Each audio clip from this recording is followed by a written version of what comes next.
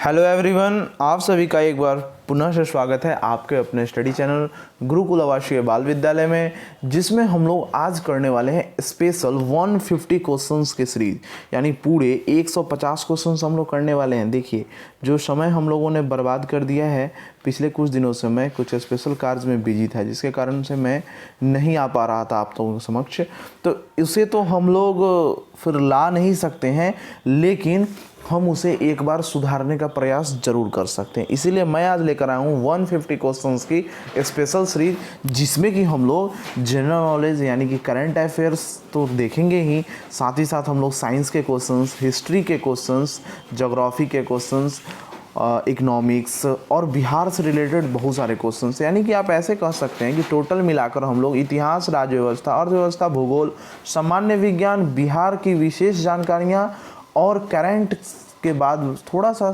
Maths का भी questions इसमें देखने वाले हैं। पूर्णतः 65 बीपीएससी के लिए यह काफ़ी इम्पोर्टेंट होगा। चलिए स्टार्ट करते हैं हम लोग आज का ये वीडियो। सबसे फर्स्ट क्वेश्चन है, हाल ही में मॉरिशस के समुद्रीय क्षेत्र में तेल का रिसाव, मॉरिशस सरकार ने पर्यावरणीय आपातकाल घोषित किया था। तेल ले जा रहा जहाज किस देश का था? यानी कि समुद्र से एक जहाज जा रहा था जिससे कि तेल का रिसाव होने लगा। वो जो जहाज था वो जापान का जहाज था, यानी कि इसका ऑप्शन डी सही होगा। और साथ ही साथ यह तेल लेकर जो है सो ब्राज़ील से सिंगापुर जा रहा था। मॉरिशस के तट पर तेल का रिसाव होने लगा था, इसीलिए मॉरिशस सरकार ने पर्यावरणीय आपातकाल की घोषणा कर दी थी। अगला प्रश्न आता है, वर्तमान में भारत में कितने राज्य और केंद्र शासित राज्य हैं? तो जो इसका जो ऑप्शन होगा वो तो यहाँ मैंने टिक कर दिया हुआ है, इनमें से कोई नहीं, लेकिन यहाँ आप देख सकते हैं टोटल जो राज्यों की संख्या है वो 28 है और 8 संघ राज्य क्षेत्र हैं। चलिए, एक बात मैं आपको और बता दूं, जो राज्य हैं वहाँ तो मुख्यमंत्रियों यानी कि राज्य सरकार का भी शासन होता है, लेकिन जो संघ राज्य क्षेत्र जो होते हैं इसके लिए राष्ट्रपति कार्यकारिणी का संवैधानिक प्रमुख नियुक्त करते हैं, वही यहाँ के मुख्य कार्यपालक होते हैं, यानी कि यहीं पर वो प्रशासक होते हैं। चलिए आगे बढ़ते हैं हम लोग। अगला प्रश्न आता है, सियासत में सदस्यता पुस्तक किसने लिखी है? तो इसका आंसर सिंपल रूप से हो जाता है विजय कुमार चौधरी जी ने। अगला प्रश्न आता है, सैयद अकबरुद्दीन के बाद संयुक्त राष्ट्र में भारत के अस्थायी प्रतिनिधित्व के पद पर किनका चयन हुआ है? तो हम यहाँ से ऐसे प्रश्नों को याद कर सकते हैं कि संयुक्त राष्ट्र, यहाँ देखेंगे यहाँ हम ऐसे याद करते हैं, संयुक्त राष्ट्र में भारत का स्थायी प्रतिनिधित्व अभी कौन कर रहे हैं? तो अभी का जो आंसर हो जाएगा वो हो जाएगा टीएस त्रिमूर्ति। अब हम यह सोचेंगे कि टीएस त्रिमूर्ति से पहले कौन थे? तो ये हो जाएंगे सैयद अकबरुद्दीन। चलिए आगे बढ़ते हैं। हाल ही में विज्ञान के क्षेत्र में 2020 का विश्व प्रसिद्ध IEEE साइमन रोमा मेडिकल पुरस्कार भारत में किन वैज्ञानिकों को दिया गया है? तो जो इसका सही आंसर होगा वो होगा डॉक्टर के शिवन और डॉक्टर BN सुरेश को इसे दिया गया है। तो आपको तो पता ही है कि डॉक्टर के शिवन कौन है। के शिवन के बारे में आप तो जानते ही हैं, ये इसरो के चेयरमैन हैं, और BN सुरेश जो हैं सो इंडियन इंस्टीट्यूट के वाइस चांसलर हैं। तो इस दोनों को आपको याद कर लेना है। चलिए आगे बढ़ते हैं। बहुत सारे प्रश्नों को मैं लेकर आया, इसलिए मैं समय थोड़ा कम ले रहा हूँ। अगला प्रश्न आता है, प्रधानमंत्री ने सितंबर में किस राज्य के सभी गांवों को ऑप्टिकल फाइबर इंटरनेट सेवा के माध्यम से जोड़ने के लिए घर तक फाइबर योजना की शुरुआत की है? तो जो इसका सही उत्तर होगा वो होगा बिहार। बिहार में मोदी जी ने सितंबर 2020 में एक ऐसी योजना का शुरुआत किया जिसमें घर घर जाकर फाइबर सभी जगहों पर लगाना है, जियो फाइबर, है ना। तो घर घर फाइबर योजना की शुरुआत की गई है। अब देखिए ये कब तक बिहार में पूरा हो पाता है। चलिए आगे बढ़ते हैं। वर्ष 2021 में संयुक्त राष्ट्र जलवायु परिवर्तन सम्मेलन COP26 किस शहर में आयोजित किया जाएगा? तो जो इसका सही उत्तर होगा वो होगा ऑप्शन सी, यानी कि ग्लासगो। ग्लासगो में यह आयोजित किया जाएगा। आगे बढ़ते हैं 8वें नंबर प्रश्न की ओर। यह कहता है भारतीय मंत्रिमंडल ने सितंबर 2020 में जम्मू कश्मीर की कितनी भाषाओं को केंद्र शासित प्रदेश की आधिकारिक भाषा के रूप में मंजूरी दे दी है? तो जो इसका सही उत्तर होगा वो होगा 5, यानी कि जो कि ऑप्शन डी में मौजूद है। अब हमें यहाँ यह जानने की ज़रूरत है कि कौन कौन सी भाषा को जो है सो मंजूरी दे दी गई है केंद्र शासित प्रदेशों में। तो सबसे पहले हम लोग यहाँ ध्यान से देखिएगा, ये याद रखना आपके लिए जरूरी है, उर्दू, अंग्रेज़ी यानी कि इंग्लिश, हिंदी, इसके साथ ही साथ कश्मीरी और डोगरी भाषा, यानी कि 1 2 3 फिर से देख लेते हैं।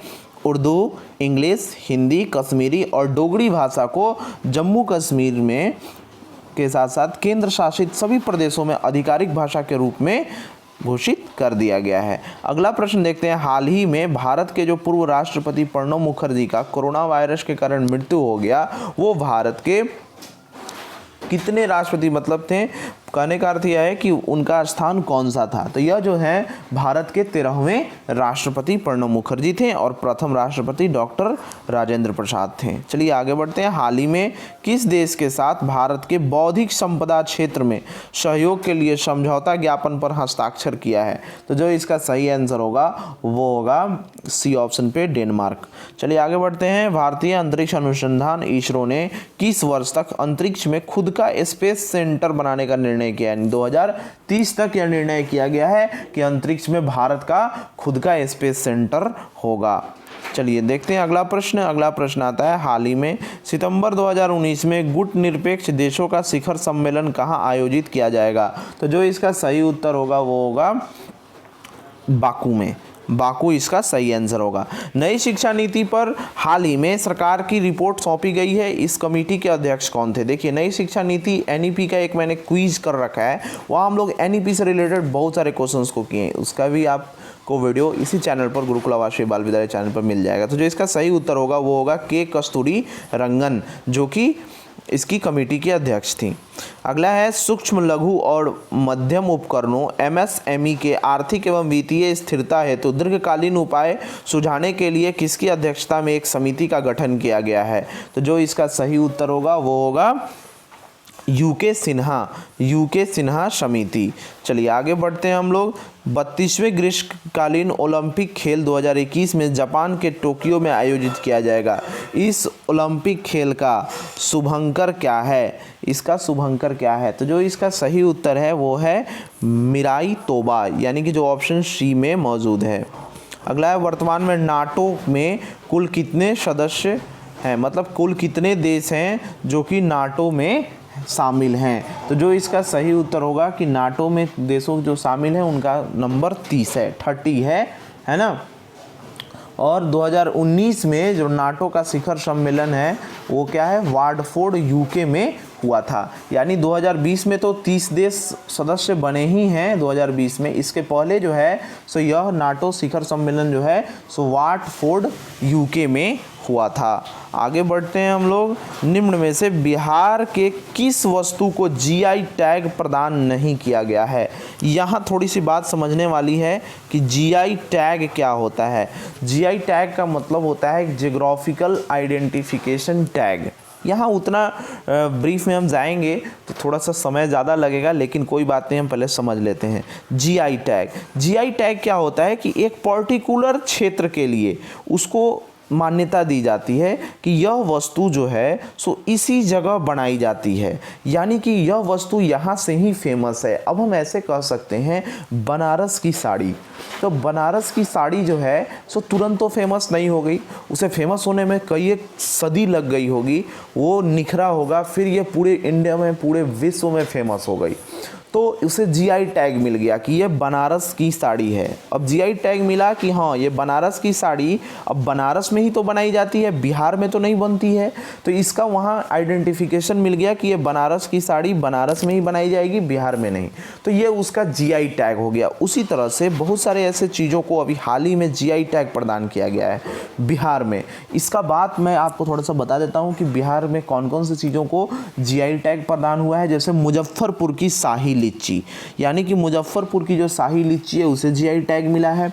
भागलपुर का कतरनी चावल और तीसर सिल्क, जार्दुल आम, जर्दा आम जो होता है, नवादा का मगही पान और सिक्की कला, सुजनी, मधुबनी पेंटिंग याद रखेंगे, और एप्लिक वर्क, इन सब चीज़ों को जीआई टैग दिया गया है। और ये सब चीज़ों का जीआई टैग देने का मतलब है कि ये सब चीज़ें यहीं और उसी क्षेत्र में बनाई जाती है, यानी मधुबनी में ही मधुबनी पेंटिंग, तो बिहार का ही इसमें नाम आएगा, यही इसका ज्योग्राफिकल इंडेक्स टैग होता है। तो जो इसका सही उत्तर हो जाएगा इनमें से कोई नहीं, यानी कि इन सभी चीज़ों को तो जीआई टैग अभी हाल ही में मिला ही है। चलिए बढ़ते हैं, समय कम है।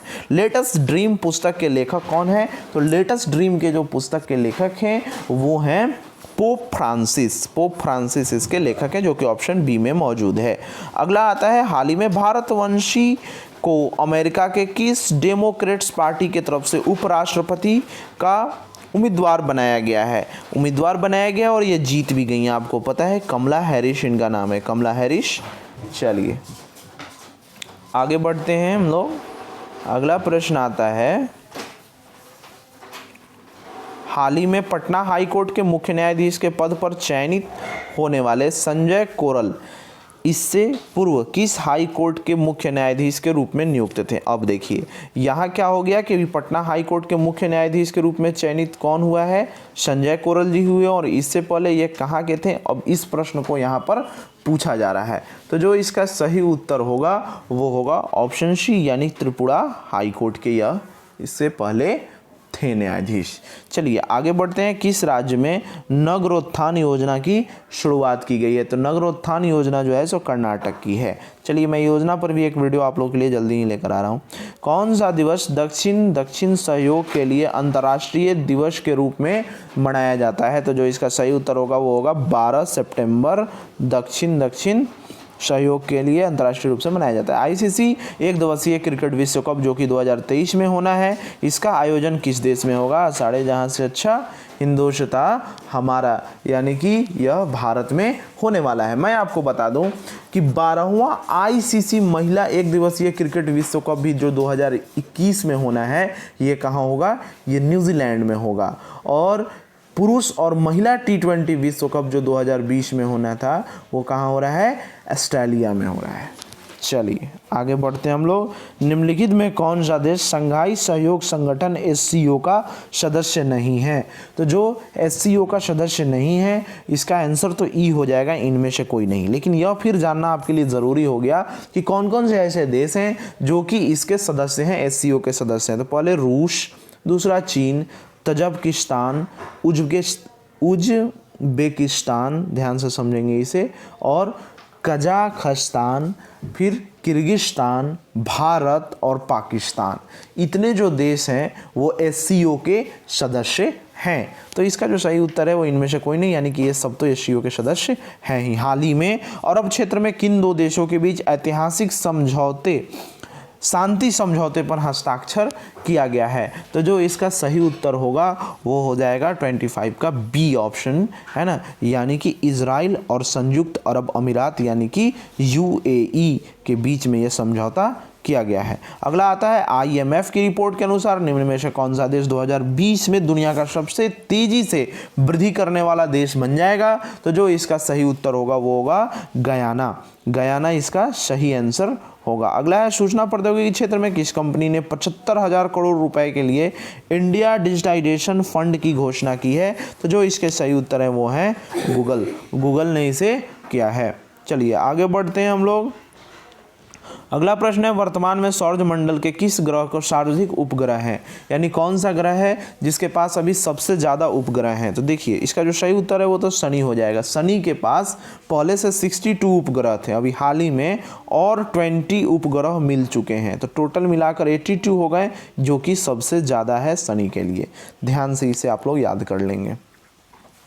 चलिए आगे बढ़ते हैं। हाल ही में कोरोना महामारी के दौर में विदेश में फंसे भारतीय नागरिकों को घर वापस लाने के लिए कौन सा मिशन प्रारंभ किया गया था? तो जो इसका सही उत्तर है आपको पता होना चाहिए, वंदे भारत मिशन।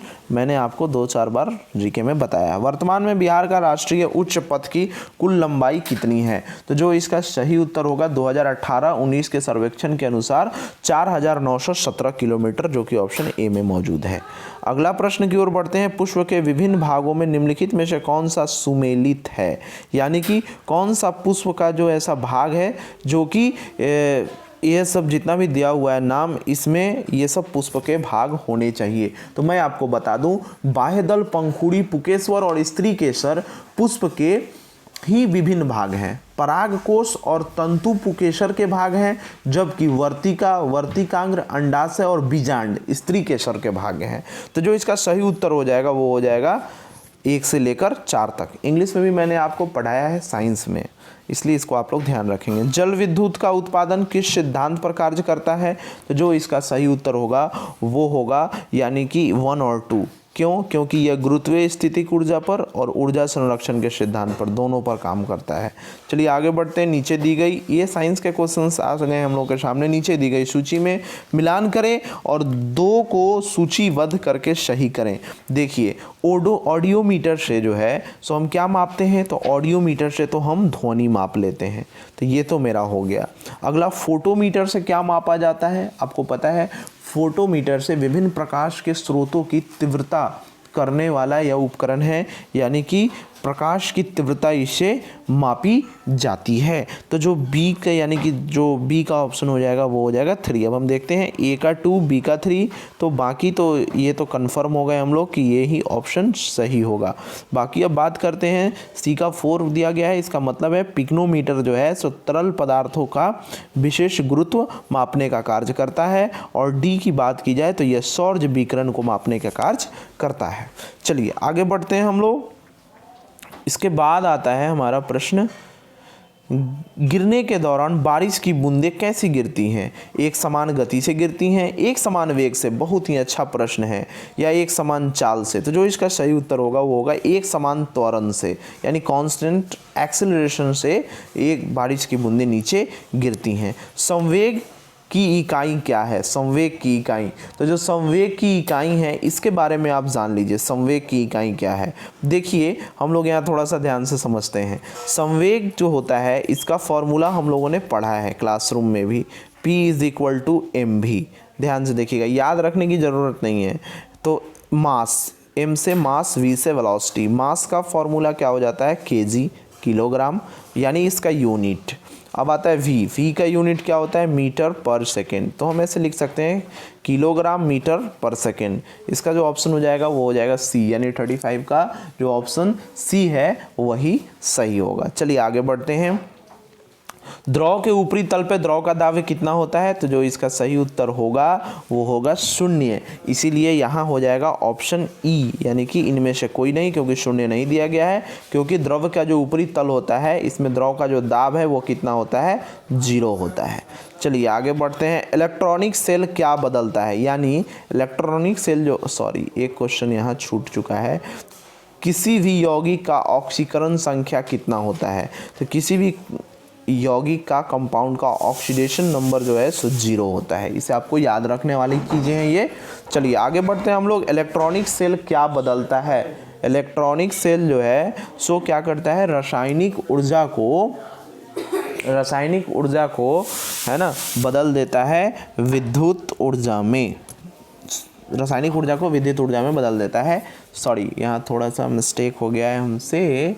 रासायनिक ऊर्जा नहीं, विद्युत ऊर्जा को यह इलेक्ट्रॉनिक सेल रासायनिक ऊर्जा में व्यक्त कर देता है। ठीक है, चलिए आगे बढ़ते हैं। दहन क्या है? दहन एक रासायनिक अभिक्रिया है। ये तो एकदम बात सही है कि दहन एक रासायनिक अभिक्रिया है। ऊष्माक्षेपी अभिक्रिया है, ये भी बात एकदम सही है कि दहन जो है तो ऊष्माक्षेपी। थोड़ा अगर आपको नहीं समझ में आ तो मैं बता दूं, हम लोग पढ़े हुए थे एक्सोथर्मिक जो होता है, एक्सोथर्मिक पढ़े थे हम लोग, एक्सोथर्मिक, एंडोथर्मिक। तो ये एक्सोथर्मिक है, ऊष्माक्षेपी अभिक्रिया है। तीसरा है ऑक्सीकरण अभिक्रिया है, ये भी बात एकदम सही है क्योंकि ये ऑक्सीजन के सहायता से ही जलता है, इसीलिए ऑक्सीकरण अभिक्रिया है। तो जो इसका ऑप्शन 1, 2, 3 ये तीनों ऑप्शन सही हो जाएंगे, यानी ऑप्शन सी इसका राइट आंसर हो जाएगा। इसमें से किसको लघु आवर्त कहते हैं? तो लघु आवर्त जो है सो ऑप्शन तो इसमें हो जाएगा ई, क्योंकि लघु आवर्त जो है सो पहला आवर्त, फर्स्ट पीरियड, दूसरा पीरियड और तीसरे पीरियड को कहा जाता है। क्यों? क्योंकि फर्स्ट पीरियड में 2 तत्व होते हैं, दूसरे और तीसरे में 8-8 तत्व होते हैं। तो इसलिए इसका ऑप्शन ई इसलिए हुआ क्योंकि मोर देन 1 करेक्ट, एक से अधिक इसमें करेक्ट है, यानी ए बी सी 3 करेक्ट है। तो इसलिए हमने इसका ऑप्शन क्या रखा? ई रखा। इसका सही आंसर निम्नलिखित में से कौन सा कैल्शियम का अयस्क है? कैल्शियम का अयस्क कौन सा होता है? तो चलिए इसका जो सही उत्तर है मैं आपको बता दूं कि यहाँ तो ऑप्शन ई हो जाएगा, लेकिन मैं आपको बता देता हूँ ऐसा क्यों हुआ। क्योंकि कैल्शियम के जो अयस्क हैं वो फ्लूओस्पर, जिप्सम और साथ ही साथ फास्फोफ्लोराइड, ये तीनों कैल्शियम के ही अयस्क हैं। यानी कि 1 2 3, एक बार आप लोग देख लीजिए, यहाँ से जो 1 है, 2 और 3, ये तीनों कैल्शियम के ही अयस्क हैं। अब बात कीजिएगा कि सर चलिए ऑप्शन में आप बता दीजिए कि ये एप्सम साल्ट जो है तो ये क्या है। तो एप्सम साल्ट जो होता है, मैं आपकी जानकारी के लिए बता देता हूँ, ये Mg यानी कि मैग्नीशियम के अयस्क होते हैं। तो इसीलिए यहाँ तो ऑप्शन मेरा ए बी सी तीनों करेक्ट हो गया, इसलिए यहाँ मेरा सही उत्तर ई हो जाएगा, क्योंकि मोर देन 1 करेक्ट होता है। सर्परोधी सुई किस यौगिक के तत्व से बना होता है? तो आपको पता भी होगा पहले से कि ये स्वर्ण यौगिक से मिलकर बना होता है, यानी कि इसका ए ऑप्शन सही हो जाएगा। स्वर्ण यानी कि एयू, यौगिक का जो नाम होता है इसका शॉर्ट फॉर्म हम लोग स्वर्ण यानी कि एयू से इसे डिनोट करते हैं। इसका जो नाम होता है वो होता है ऑरिक क्लोराइड। मैं आपको थोड़ा और बता देता हूँ, इसका जो नाम होता है वो होता है ऑरिक क्लोराइड। ठीक है, याद रखेंगे इसे हम लोग। चलिए अगले प्रश्न की ओर आते हैं। ऑक्सीजन के कितने समस्थानिक होते हैं? तो जो ऑक्सीजन के समस्थानिकों की संख्या होती है वो 3 होती है। अब आप फिर कहेंगे कि कौन कौन होता है 3? तो ठीक है, साइंस में ये तो ब्रीफ हमें पढ़ना ही है। 3 जो होता है वो होता है O8-16, दूसरा होता है O8-17, है ना, O8-17 होता है, और तीसरा जो होता है वो होता है O8-18, यानी O16, 17, 18, ये तीनों क्या है? ऑक्सीजन के ही समस्थानिक हैं। चलिए अगला बढ़ते हैं हम लोग। श्वसन के दौरान किसका विघटन नहीं होता? श्वसन के दौरान किसका विघटन नहीं होता है? तो जो इसका सही उत्तर होगा वो होगा विटामिन का विघटन नहीं होता है। तो इसके हम लोग सही उत्तर में क्या करेंगे? इसका जो सही उत्तर होगा वो सी हो जाएगा, केवल 4, यानी सिर्फ विटामिन का ही विघटन नहीं होता है, नहीं तो वसा, कार्बोहाइड्रेट और प्रोटीन सबका विघटन होने लगता है। केंद्रिका में क्या पाया जाता है? केंद्रिका में क्या पाया जाता है? इसका सही उत्तर हो जाएगा सी, यानी कि आरएनए जो है सो केंद्रिका में ही पाया जाता है। सॉरी, यहाँ मिसिंग हो गया, सी नहीं होगा। केंद्रिका में जो है सो प्रोटीन पाया जाता है 85%, थोड़ा मैं मिस कर गया, इधर ध्यान हो। पी पाया जाता है प्रोटीन 85%, आरएनए पाया जाता है 10%। आप इसको ध्यान से नोट कर लेंगे, आरएनए 10% पाया जाता है और डीएनए जो होता है वो 5% पाया जाता है। यानी कि प्रोटीन, आरएनए, डीएनए ये तीनों कहाँ पाए जाते हैं? केंद्रिका में। तो जो इसका सही उत्तर तो सी ही होगा, लेकिन 1 3 4 तीनों होगा। थोड़ा मैं ब्रीफ में बता दिया, मिस कर गया था मैं इसलिए यहाँ पे। चलिए इसमें से कौन सुमेलित नहीं है? कौन सुमेलित नहीं है? यानी विटामिन B1 से थायमिन मिलता है या विटामिन B3 से निकोटिन एसिड। तो इसमें हमको कहना है कि कौन सा गलत है। तो जो इसमें गलत है इनमें से कोई नहीं या एक से अधिक। क्यों? समझ लीजिए, विटामिन B1 जो है इसमें हमें थायमिन मिलता है, विटामिन B3 में निकोटिक एसिड, विटामिन B5 में पेंटोथेनिक एसिड मिलता है, और विटामिन H जो है सो बायोटीन में मिलता है। यानी कि ये टोटल का टोटल एकदम सही है। अमाशय में कौन नहीं पचता? यानी अमाशय में जो हम खाते हैं उसे हमारा अमाशय क्या नहीं पचा सकता है? तो अमाशय में कार्बोहाइड्रेट और विटामिन, ये 2 चीज़ों का पाचन नहीं होता है, ध्यान रखिएगा।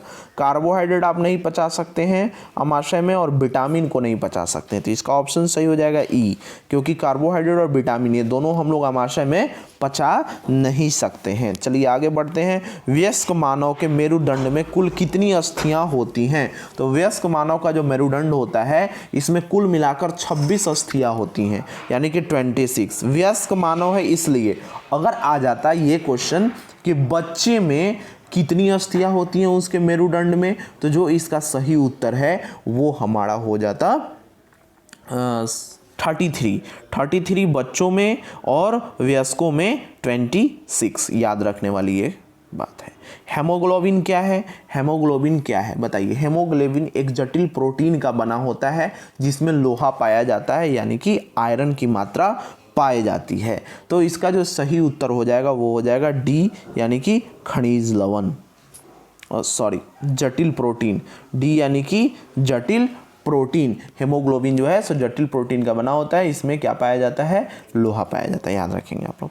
चलिए अगला आता है, प्रोटीन संश्लेषण का सही क्रम कौन सा है? प्रोटीन संश्लेषण का सही क्रम कौन सा है? तो देखिए प्रोटीन संश्लेषण का जो सही क्रम है वो है पहले तो डीएनए, फिर उसके बाद आरएनए, ध्यान से समझेंगे, आरएनए, फिर उसके बाद एमिनो एसिड, फिर उसके बाद प्रोटीन।